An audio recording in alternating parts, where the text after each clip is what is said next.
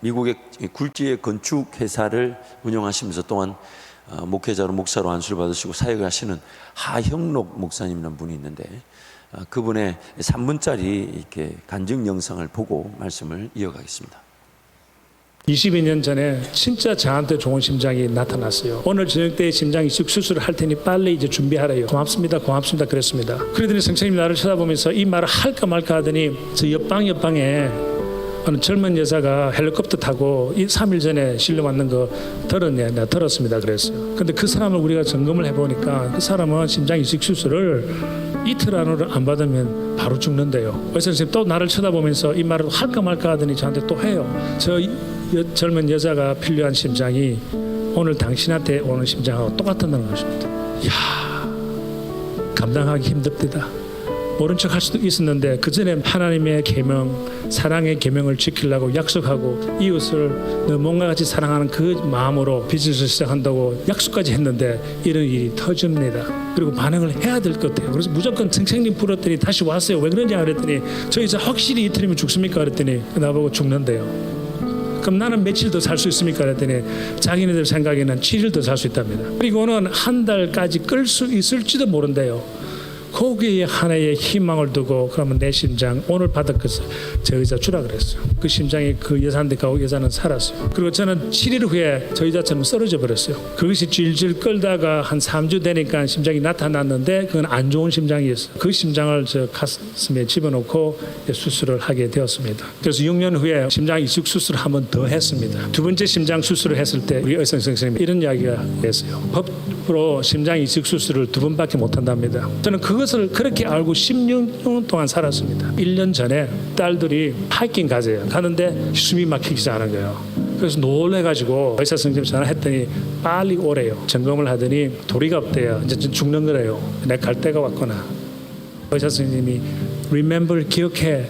그 이야기를 나보고 기억하느냐. 이어서 하시는 말씀이 당신이 그 어려울 때 그 좋은 심장이 나타나는데 이웃한테 기증한 거 기록이 남아있다고. 그리고 안 좋은 심장 받은 것도 기록이 남아있기 때문에 한 번 더 할 수 있답니다.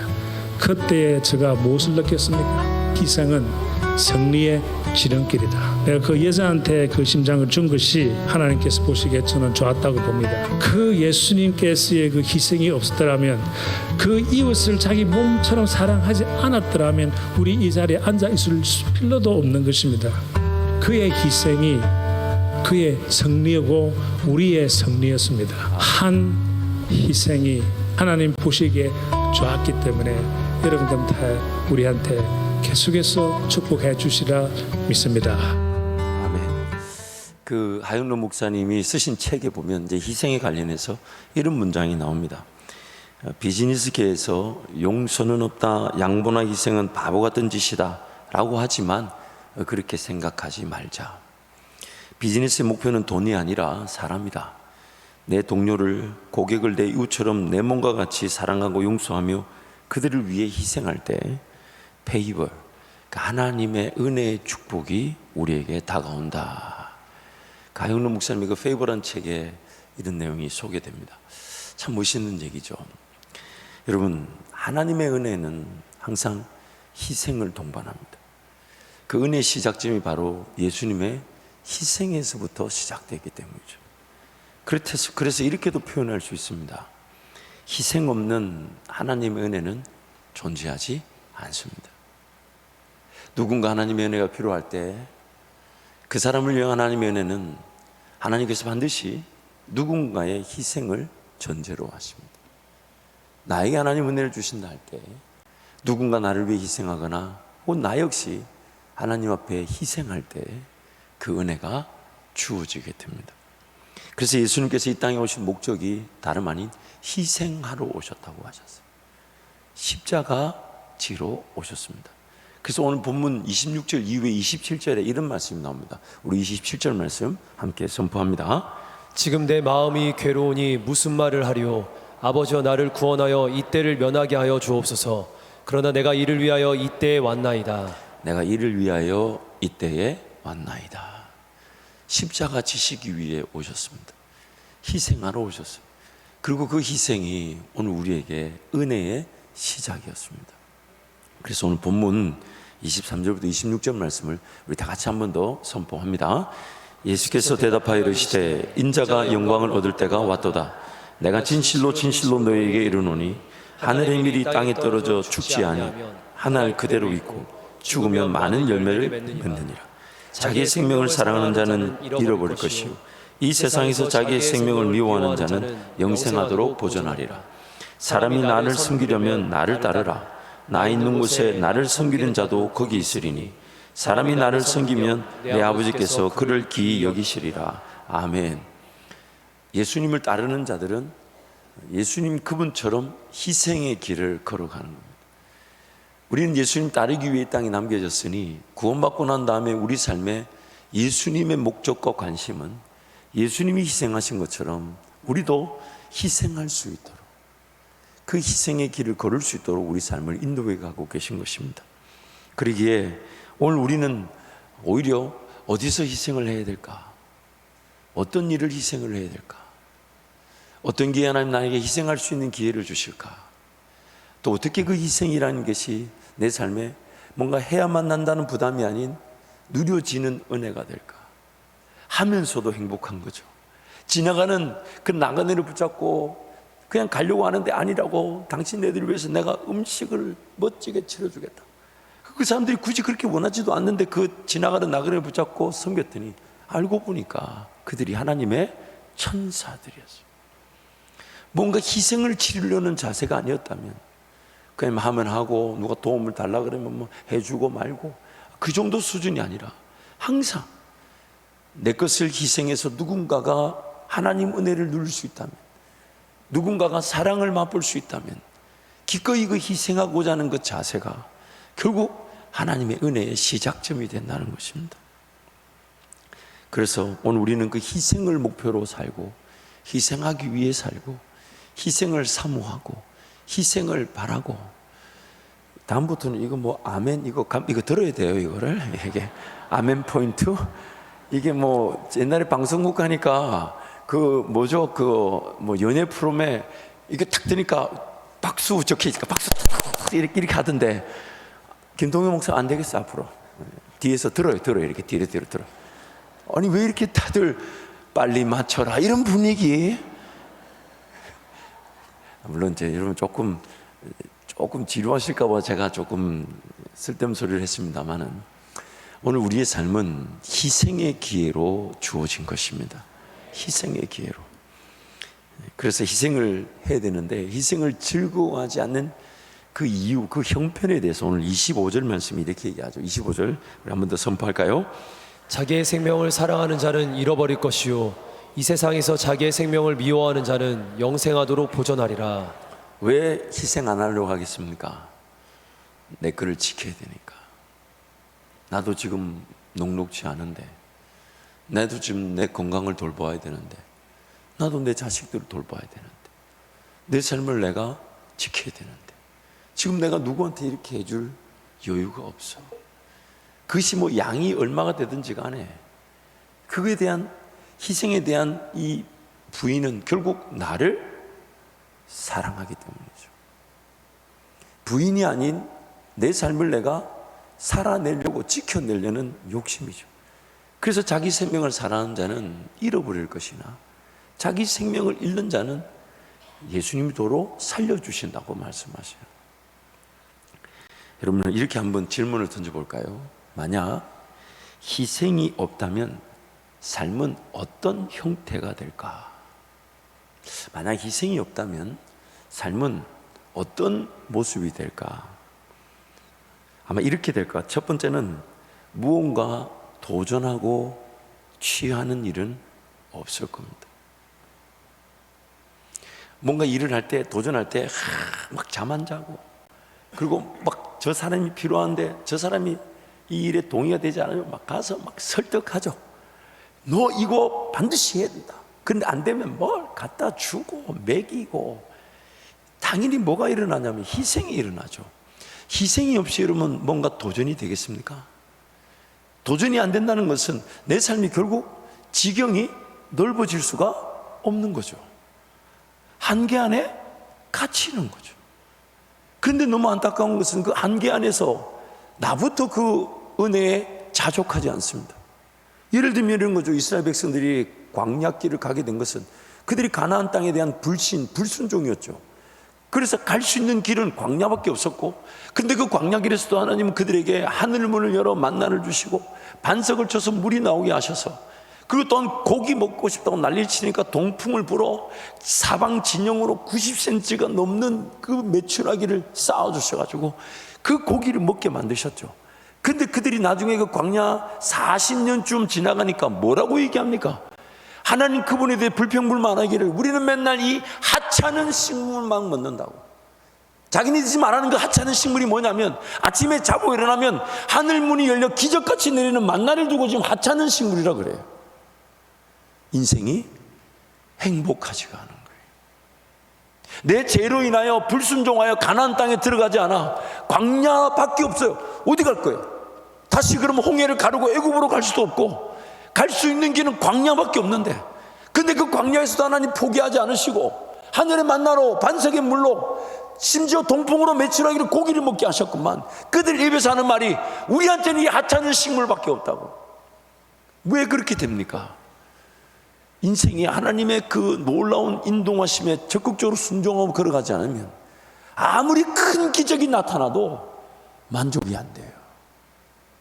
사명의 길, 영광의 길, 하나님 영광 받으실 그 길을 걸어가지 않으면 그 어떤 직업도 그 어떤 작업도 그 어떤 삶의 형태도 나에게 만족을 주지 않습니다. 그러나 먹을 게 없고 마실 게 없고 입을 것이 마땅치 않으며 거처가 늘 불안해도 주님 따라가면 어디로 가든지 우리는 행복하게 되고 어디로 가든지 즐거운 것이 인생인데, 그런데 그 희생의 길을 걸어가려고 하지 않죠. 그래서 도전도 없고 성취도 없습니다. 자기 한계를 극복하는 일이 없습니다. 뭔가 도전해서 이겨보고 성장하고 성숙하는 일이 없습니다. 새로운 지경으로 나아갈 기회가 없습니다. 내가 희생하지 않는 길에서 어떤 성장과 성숙이 있겠습니까? 어떤 발전이 있겠습니까? 내가 하나님 앞에 절대적으로 매달려서 하나님의 일을 이루어지지 않으면 안 됩니다. 하나님 도와달라고 내가 매달리지 않는 일에 하나님 나에게 복을 주시고 하나님 내 지경을 열어주지 않으십니다. 기도하지 않고 예배하지 않고 섬기지 않는데 복을 받는 건 복이 아니기 때문이죠. 땀 흘리고 수고하는 보람이 없을 겁니다. 내가 희생하지 않으면 땀 흘리는 즐거움, 참 일을 해도 재밌는 게 있잖아요. 제가 요즘 우리 목사님들하고 이렇게 사역 대화를 나눠보면 이제 조금 그 궤도에 올라온 것 같아요. 사역을 더 열심히 하려고 하고 지금 고개를 끄덕여야 될 타이밍인데, 그러나 여러분 저는 신나죠. 재밌죠. 더 하고 싶고 뭔가 더 성도들과 함께 이것도 해보고 싶고 저것도 해보고 싶고, 어떤 건 하나님이 인내 안 하시면 인내하며 기다리지만 가슴이 뜨거워지죠. 언제 저 일이 될까? 언제 저 일이 될까? 저게 이렇게 되면 이렇게 막 돌봐져야 될 영혼들이 돌봐지지 않을까? 그런 행복이 있는데, 만약 저부터 제 시간을 희생하려고 하지 않고 제 삶에 뭔가 도전하려고 하지 않고 제 삶에 하나님의 더 큰 은혜를 사모하지 않는다면 가만히 있어가지고 나를 한번 기쁘게 해봐라, 나를 한번 즐겁게 해봐라, 너 희생한다면 너 희생으로 나도 한번 즐겁게 해봐라. 과연 나는 행복할까요? 나는 즐거울까요? 그럴 수가 없는 겁니다. 더군다나 희생이 없다면 하나님을 더욱 의지하려고 하지 않을 겁니다. 이걸 이렇게까지 해가지고 이렇게까지 일을 뭐 하려고? 그래서 안 해보십시오. 하나님께 기도할 제목도 없고 하나님만을 온전히 사모하며 기다릴 이유도 없고 하나님 그분을 필요로 하지 않을 겁니다. 희생을 안 하는데. 무엇보다도 희생하지 않으면 기도할 일이 없습니다. 기도할 일이 없습니다. 뭐하러 기도할 게 없어요. 그렇게 내가 뭘 지금 투자한 것도 없고 시도한 것도 없고 도전한 것도 없고 뭔가 지경을 넓히기 위해 하나님 앞에 덤벼든 일이 없는데 무슨 기도할 일이 있겠습니까? 그래서 오늘 우리의 삶에 하나님의 그 중요한 원리는 다름 아닌 예수님이 희생하신 것처럼 우리도 희생의 은혜를 누리게 하심입니다. 그래서 하나의 밀이 땅에 떨어져 죽으면 많은 열매를 맺지만 죽지 않으면 하늘 그대로 있다. 근데 우리 예수님이 먼저 그 하나의 밀이 되어주신 거잖아요. 그리고 우리가 거듭날 때 예수 DNA를 가지고 거듭났으니 우리 DNA도 예수님처럼 하나의 밀과 같이 땅에 심겨지지 않으면 아무런 열매를 보지 못합니다. 즉 누구든지 예수님을 따르는 생명의 길을 걷고자 한다면 자기를 부인하고 날마다 자기 십자가를 져야 한다고 주님 말씀하셨어요. 그러면서 그 다음 말씀 뭐냐면 자기 생명을 지키려고 하는 자는 잃을 것이나 자기 생명을 죽고자 한다면 살게 될 것이라고. 하나의 밀과 같이 예수님이 죽으셨다면 우리도 그 똑같은 DNA를 가지고 있어요. 그래서 우리 삶의 고민이 희생하려고 하는 거예요. 희생.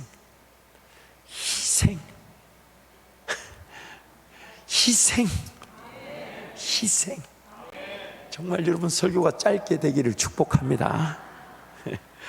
그래서 여러분 희생에는 두 가지 중요한 원리가 있는데, 첫 번째 원리는 희생은 믿음의 역사의 포문입니다. 은혜의 시작이면서 믿음의 역사의 시작이죠. 나부터 헌신하고자 하고, 나부터 수고하고자 하고, 나부터 희생하고자 하는 것이 다름 아닌 나부터 죽고자 하는 것이죠.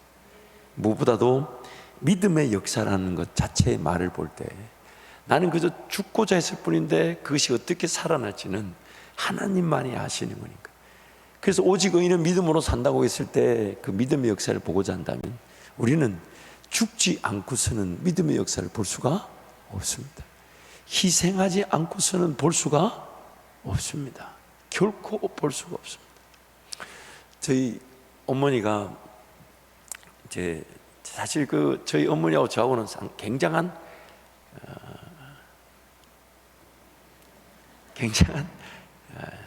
그냥 뭐 솔직하게 얘기해 드릴게요. 갈등 관계가 있습니다.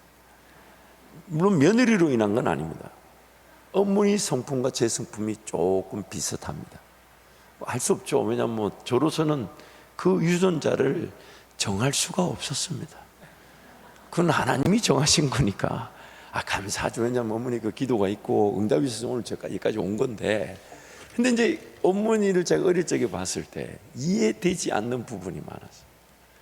아니 우리 집도 지금 어려워 죽겠는데 자꾸 다른 집에 뭘 도와줘요. 그거 저보고 갖다 주래. 그래서 나도 못 먹어본 건데 이게 저 집에 왜 가야 돼? 이게 지금. 그런데 어머니는 기도만 하면 그걸 먼저 간단 말이죠. 여러분 잘 아는 이라도 제가 말씀드렸잖아요. 학비를 주셔야 되는데 제 고등학교 때까지 육성예비하고 뭐 기성예비인가 두 개 같이 이렇게 항목이 있었던 것 같아요. 분기별로 학비를 냈는데 작은 돈은 아니었던 것 같아요. 뭐 그렇게 큰 돈은 아니지만 학비가 있었어요. 근데 그것도 낼 돈이 늘 없었어요.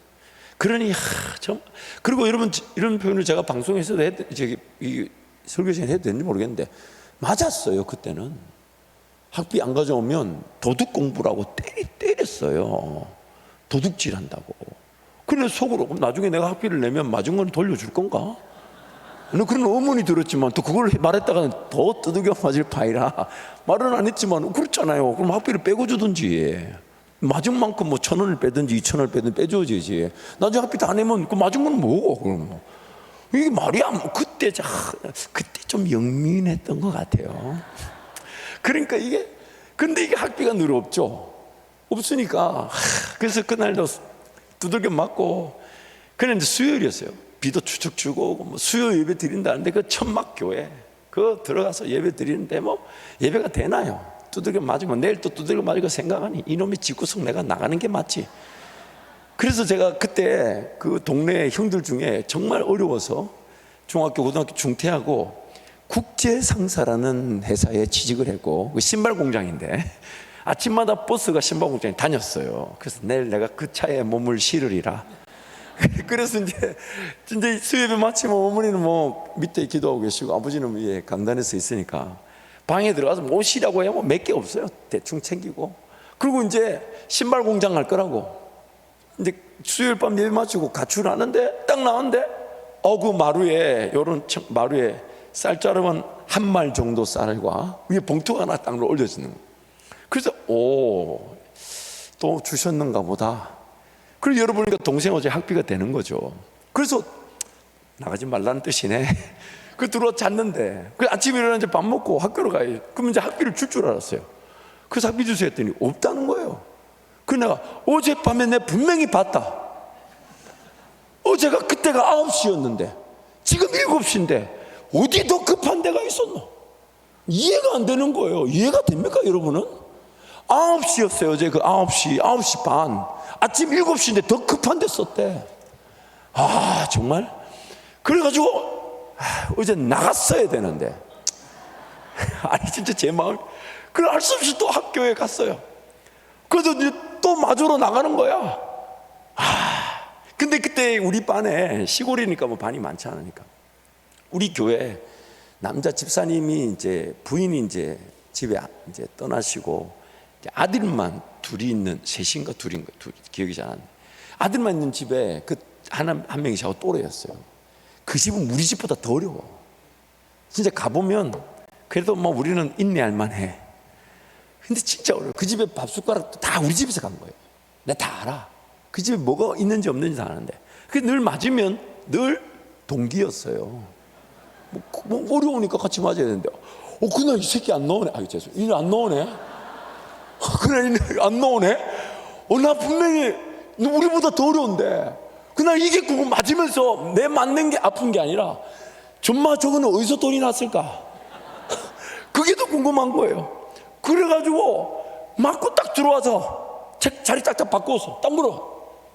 너 도둑질했냐? 어디서 나서 돈이? 근데 그 입에서 나오는 한마디 정말 진짜 너가 어머니 우리 집 아침에 왔다 가셨다. 아직까지 모르겠어. 울며 돈을 줬는지 한번 내가 확인을 안 해봤어. 내가 어제 나갔어야 돼. 어제 나갔어야 돼. 그리고 이제 집에 와서 이제 보따리를 싸려고 마음을 먹고 집에 왔는데 입구에서 어머니가 내일 학비 가져가라. 그것도 학비를 그날 줘. 정말 그때 이해되지 않았던 거야. 그러면 오늘 아침에 주지 하나님도. 이거 왜 하루를 지나가지고 두들겨 맞고 이렇게. 근데 지나고 보니까 여러분, 지나고 보니까 희생이 더 희생이 될 수 있는 기회였어요. 희생이 더 희생이 될 수 있는 기회였어요. 물론 여러분 삶에도 그런 경험들이 분명히 있으셨을 겁니다. 우리 집에도 필요한데 더 어려우니까 그럼 내가 좀 더 인내하고 내가 좀 더 참고 돕지. 그때 하나님이 좋아하시는 거죠. 나에게 여유가 있는 것을 나누는 것은 책임입니다. 당연한 겁니다. 주셨으니까.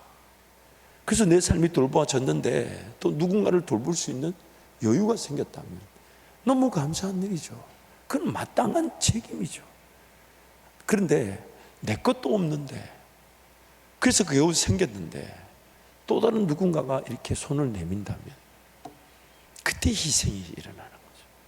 그래, 내가 좀 더 고생하지. 내가 좀 더 수고하지. 저도 이 예화는 여러분한테 자주 했는데 한 번 더 하겠습니다. 이제 교회 사역을 한참 잘 하고 있는데 하여튼 여러 가지 사건 속에 하나님 길을 떠나라 그러셔서 그래서 뭐 떠날 마음이 없었는데 저는 교회를 이렇게 사임을 했는데 바로 교회 사역 연결될 줄 알았는데 한 11개월 정도 하나님께서 그냥 교회 바깥에서 전도만 하고 전도한 사람들 성경 공부하게 하신 적이 있었어요. 그러니까 어떤 사례비, 생활비가 규칙적으로 정기적으로 들어온 적은 없었죠. 그런데 하나님이 다 그렇게 채워주셨거든요. 언젠가 뭐 시간은 있고 뭐 할 일 없으니까 따로 이제 그 서점에 갔던 적이 있습니다. 기독교 서점에. 그 LA에 있는 기독교 서점에 가서 주차장에 주차를 하고 서점 들어갔다가 책은 못 사봐요. 그냥 읽어보기만 하고 이렇게 적어오기만 하고 이렇게 했는데 그때 뭐 핸드폰이 지금처럼 이렇게 나왔을 때가 아니니까. 그리고 이제 책 좀 읽다가 주차장에 나왔더니 서점 전용 주차장인데 그 유리 이거 뭐라 그러죠? 이게 이 물을 와이퍼라 그러죠? 그게 봉투가 하나 꼽혀 있는 거예요. 되게 이제 범칙금 봉투가 거기 꼽혀 있어요. 그 범칙금 봉투가 어떻게 생겼냐면 범칙금 고지서와 그 봉투 이제 즉 어디로 돈을 보내면 되는지 그 주소가 적혀 있는 봉투가 있어요. 그게 고지서 넣어가지고 우표 붙여서 보내기만 하면 되는 건데 그 참 기분이 안 좋아요. 늘 그 고지서를 받을 때마다. 그래도 우리나라보단 낫죠. 우리나라는 봉투도 안 주잖아요. 그렇죠? 물론 지금이야 뭐 가상 계좌 이런 게 있으니까. 근데 이제 그렇게 이제 고지서가 있는데, 여기 개인 주차장인데 이게 무슨 고지서가 있지? 그래서 안 그래도 돈도 없는데 진짜 이런 표현 죄송합니다. 죽어라 하는구나. 그러면서 갔는데 고지서가 아니에요. 주소가 없어. 그래가지고 순간 이게 또 하나님이 까마귀를 보내셨나? 그래가지고 이렇게 딱 볼트로 이제 빛을 딱 비춰보니까 그러면 뜯어보면 될 텐데 왜 그랬는지 모르겠는데 어쨌든 그러고 싶었어요. 여기 보니까 안에 돈이 들었어. 야, 그래가지고 그 방금 전에 책 읽었던 중에 한 거는 사야 되겠다. 그래서 이제 그 봉투를 뜯어보지도 않고 들어가는데 저쪽 편에서 오래간만에 케냐의 선교 중인 선교사님을 만났어. 왜 만났을까? 그래가지고 만나자마자 제 마음에, 제가 하나님의 음성에 이렇게 민감한 사람이 아닌데, 여러분 한번 들어보세요. 하나님 음성인지 아닌지. 음성이 뭔가 하나 딱 들었어. 들었는데 무슨 음성이냐? 주라. 여러분 들으실 때 어때요? 마귀 소리 같아요? 하나님 소리 같아요? 제가 하나님 음성이 있긴 있구나. 하나님 음성이 살아있긴 있다. 주라 하는데 뭐 주면 되지. 그걸 화장실 가서 뜯어봤네. 얼마인지 싶어가지고 보니까 200불이에요. 그래서 다시 봉투를 접어서 그 선교사님한테 그렇게 드렸던 적이 있습니다. 저도 없는데. 그런데 한 1년 전에 지났을까? 그때는 그분이 그런 얘기 안 하고 좀 의아해하시고 의안이 벙벙이 하시는 것 같았는데 1년 좀 지났을까? 저한테 연락이 오시기를, 목사님 사실 그때 제 기도 제목이 있었습니다. 케냐에서 이제 미국에 살다 가셨으니까 돌아오는 티켓에 몸을 실으면서 하나님, 어려워도 이렇게 어렵습니까? 그러면서 이제 그 신세 한탄을 비행기 안에서 했다는 거예요.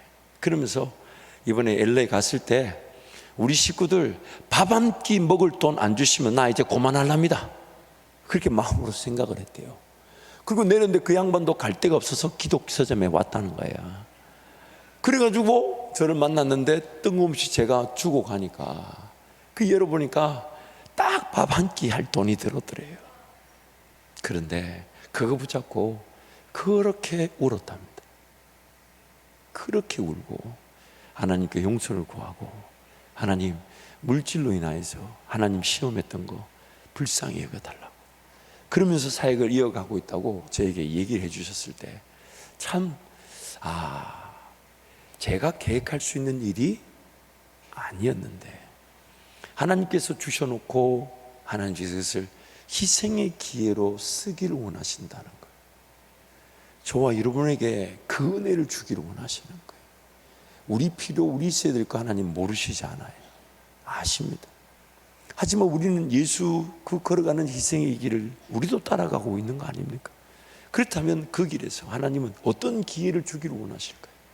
어떤 기회를? 아마 어떤 필요에 대해서, 원함에 대해서 기도할 때마다 하나님은 인내하게 하실 때가 많죠. 왜? 대개의 경우 우리 욕심이나 정욕에 따라서 혹은 지나친 그 높은 기대치에 맞추어 살려와 보니까 이것도 필요하고 저것도 필요하고, 근데 막상 그게 없는데도 사라졌고 하나님 주시지 않았는데도 삶이 사라지게 하셨을 때 그거 내 욕심이었구나, 그렇게 기도하는 게 아니었구나 알게 하시죠. 그리고 또한 하나님은 예수님의 그 희생 방식처럼 그렇게 희생하기를 원하시는 겁니다. 하나님 그분이 책임져 주실 것이니까, 책임져 주실 것이니까. 그래서 오늘 우리의 삶에 실은 초점은 언제 하나님이 나에게 희생의 기회를 주실지, 그러면서 항상 희생하고자 하는 그 자세를 늘 고치하고 기도하고 바라고 계획하고 어떻게 희생할까. 그러니까 여러분 연말에 사역자들이 여러분한테 무슨 사역을 부탁하거들랑 기뻐하십시오. 하나님께서 나에게 기회를 주신 걸 즐거워해야 되지. 아이고. 아니 제가 이것도 안 하려고 그랬는데 너무 흔들렸네. 나는 시간 없다고. 그러면 뭐하러 삽니까? 막 천국까지 시간 없으면. 근데 천국 가는 것도 아무나 가는 게 아니에요. 주님 불러주셔야 가지. 그러면 더군다나 자진해서 내가 사역을 찾아다녀도 시원찮을 판에 정말 필요한데 사람을 찾다가 사역자들이 부탁하면 그 부탁하는 사역자는 어디 마음 편하겠습니까? 그러나 그래도 저분이면 하실 수 있지 않을까. 그렇게 부탁하면 내가 미리 와서 목사님 전사님한테 뭐 필요한 일이 있습니까? 뭐 손이 필요한데 제가 뭐 돈은 없어도 몸으로라도 헌신해서 이렇게 얘기했었어야 되는데 그거 안 해가지고 기회 전사님 목사님 나한테 사역 부탁하게 만들어 죄송하더라도 시원찮을 판에 그럼 그 볼살은 그때 쓰려고 만든 거예요 지금? 물론 여러분 좀 지나친 표현은 죄송합니다만은 그러나 그 분명한 요지를 여러분 잊지 마십시오. 하나님께서 나한테 복을 주시려고, 하나님 나에게 복을 주시려고 그 희생의 기회를 주실 때 일단 순종하겠습니다. 일단 하겠습니다. 그래서 하나님이 더 도와주시기를 기도하겠습니다. 하나님 제 여건과 상황을 만져주시기를 기도하고 이 일 감당하겠습니다. 그것이 오늘 우리 삶의 희생의 자세가 되는 것입니다. 두 번째로 이 희생의 원리 중에 하나는 우선순위의 문제입니다. 무슨 소리냐? 내 필요도 있고 내가 당장에 요구하는 자녀들이 직장에서 삶에서 요구하는 것들이 있지만 그렇지만 하나님이 저기에 먼저 서자 하시면 저기에 먼저 서자 하시면 그럼 거기에 먼저 쓰는 겁니다. 내 거는 하나님 모르시지 않잖아요. 여러분 내 삶에 돌봐줘야 될 것들 하나님이 모르시잖아요. 근데 하나님 우리에게 말씀하신 거는 먼저라고 먼저 그의 나라와 의를 구하라. 그러면 내가 지금 돌봐야 되는 것도 모르시잖아요. 그래서 뭐라고 합니까? 그리하면 이 모든 것들을 너희에게 더하시리라. 우선순위의 문제예요. 내 삶의 필요를 무시하라는 게 아닙니다. 자녀들에게 있어야 될 거 무시하라는 얘기가 아닙니다. 그거 있습니다만은 주님 만약 먼저 쓰라는 것을 보여주시면 그 일에 헌신하는, 내 쓸 거 다 쓰고 남는 거 하는 거 안 하는 것보다 낫겠죠. 그걸 근데 희생이라 할 수 있을까요? 과연 남기는 할까요? 그래서 미리 주정금이며 성경금이며 11주며 구분해 놓지 않으면 과연 그만큼 하나님 앞에 드려질 수 있을까요? 내 쓰는 거 다 쓰고 절대로 남지 않습니다. 그래서 먼저 구별하라고 교회가 얼마나 친절하게 봉투까지 나눠주잖아. 다 미국에서 온 목사 덕분인 줄 아세요.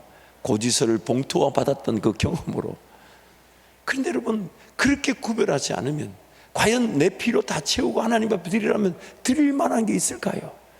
그래서 먼저 구별하라는 거예요. 먼저 희생하라는 거예요.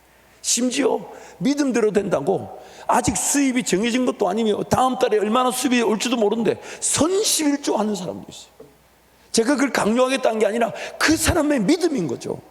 먼저 하나님 앞에 구별되는 거죠. 그게 희생이 되는 거예요. 희생이 되는 거예요. 여러분 한번 생각해 보세요. 뭔가 내 삶에 균형을 맞춘다는 의미에서 내가 지금 이렇게 희생하는 것보다 지금 내 돌볼 걸 돌보고 나면 희생을 하지 했을 때 순서가 바뀌는 거죠. 내 삶을 균형을 갖추는 것과 희생하는 것의 순서가 희생이 아니라 균형 쪽으로 가게 되면 희생은 어려워질 수 있지만 내가 희생에 먼저 우선순위를 두면 하나님께서 균형을 맞추어 주십니다. 하나님께서 마가복음 1장에 보면 예수님이 제자들을 부르시는 사건이 나오죠. 그래서 그 기록을 보면 야고보와 요한이 배와 아버지와 그물, 즉 배와 그물뿐만 아니라 부모님까지 다 어떻게 했다고요? 버려두고 예수를 따랐는데 그 뒤에 36절부터 이런 말씀입니다. 29절부터 31절 우리 한번 선포합니다. 회당에서 나와 곧 야고보와 요한과 함께 시몬과 안드레의 집에 들어가시니 시몬의 장모가 열병으로 누워 있는지라 사람들이 곧 그 여자에 대하여 예수께 여짜온대 나아가사 그 손을 잡아 일으키시니 열병이 떠나고 여자가 그에게 수종드니라. 만약에 저는 이 본문을 볼 때마다 이게 저에게 정말 믿어진 것이 지나고 보면 큰 은혜인데, 시몬 베드로가 장모의 열병을 고치고 주님을 따르고자 했다면 과연 열병이 고쳐졌을까요? 그러나 그런 장모의 열병의 상황이 있지만 주님이 부르셔서 따라갔더니 주님이 그 집에 들어가셔서 그 장모의 열병을 고쳐주셨다는 거예요. 예수님을 따르며 예수님을 의지하는 우선순위가 먼저 자리를 잡게 되면 내가 하지 못한 일조차도 하나님은 기적이 되게 하실 텐데, 그런데 우리는 어느 순간 내 자식들, 내 가정, 그런데 그것이 과연 얼마가 있어야 내 자식들을 위한 걸까요? 얼마가 있어야 내 가정을 위한 걸까요? 평생의 속임수입니다. 그러므로 우리가 먼저 따라야 되는 것은 주님을 따라가는 거며 주님이 원하시는 일에 헌신하는 것이고, 내 가정에 필요한 것도 주님이 지혜를 주시고 그것이 감당되는 은혜를 주실 텐데, 내 자녀들, 내 가정을 먼저 돌보느라 그게 균형 맞추고 있느라 희생의 길을 다 놓쳐버려요. 그래서 평생 사명의 길을 걸어갈 수가 없어요. 자식들한테 신앙의 유산이 물려지지가 않아요. 배운 게 없어요. 가르치는 게 없어요. 배운 거라고는 신앙생활 하긴 해야 되는데 부모님들처럼 내 먹을 거, 내 은퇴, 내 가족들 먼저 챙기는 게 우선순위가 돼버려요. 똑같이 되물려지는 겁니다. 똑같이.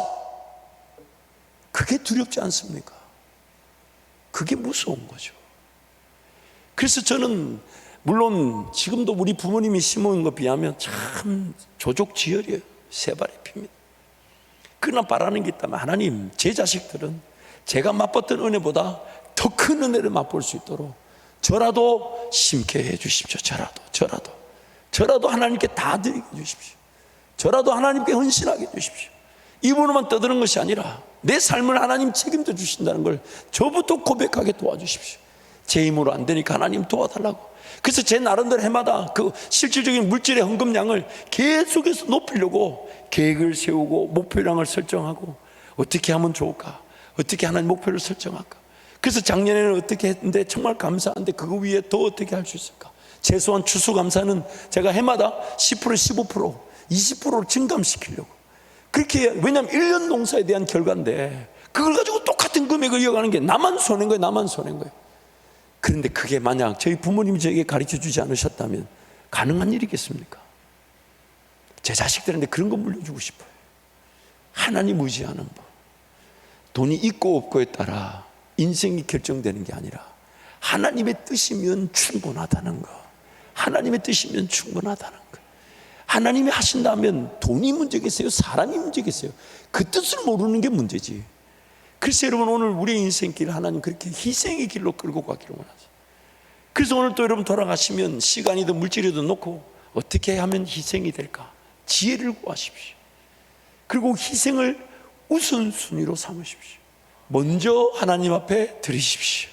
시간이 얼마든 물질이든 그건 여러분의 신앙의 정도에 맡아서 하십시오. 그러나 항상 하나님, 나에게 믿음을 더하여 주셔서 더 할 수 있게 하십시오. 더 할 수 있게 하십시오. 제가 아끼고 절제할 수 있는 건 아끼고 절제하게 하시고, 드릴 수 있는 건 더 드리게 해 주십시오. 그것이 결국 내 인생에 나를 지키는 일일 뿐만 아니라 그 열매가 신앙의 유산들에게, 자손들에게 유산으로 물려지게 될 것이니까 그 은혜로 살아가자고요.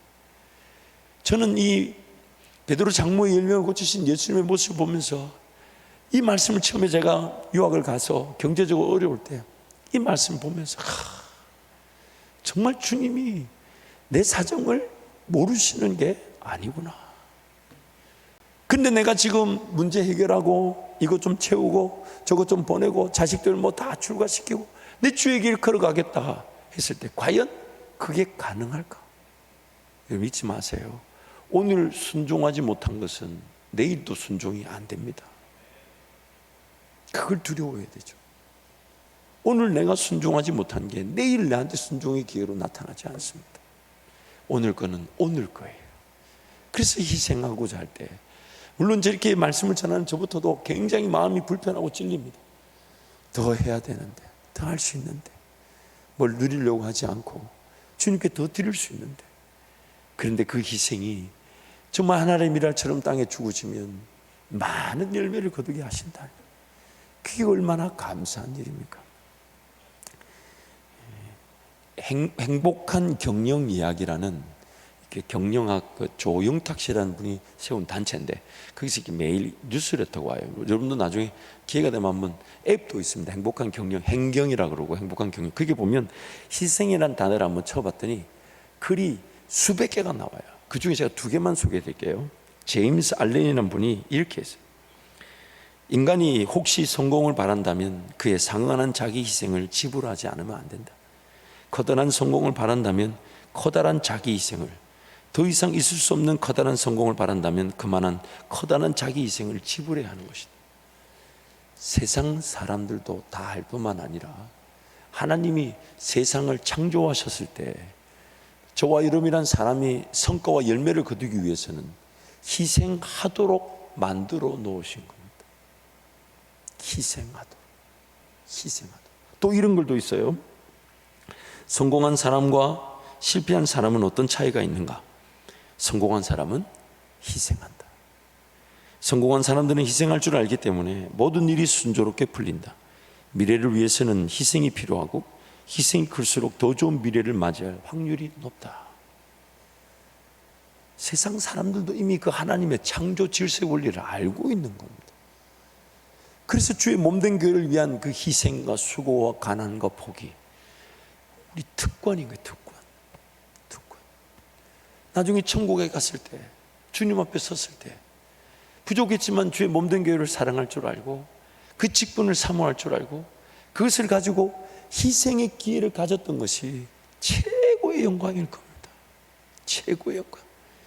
그 기회를 누군가는 보는데 나는 안 보였다는 게 두렵고 떨리는 거예요.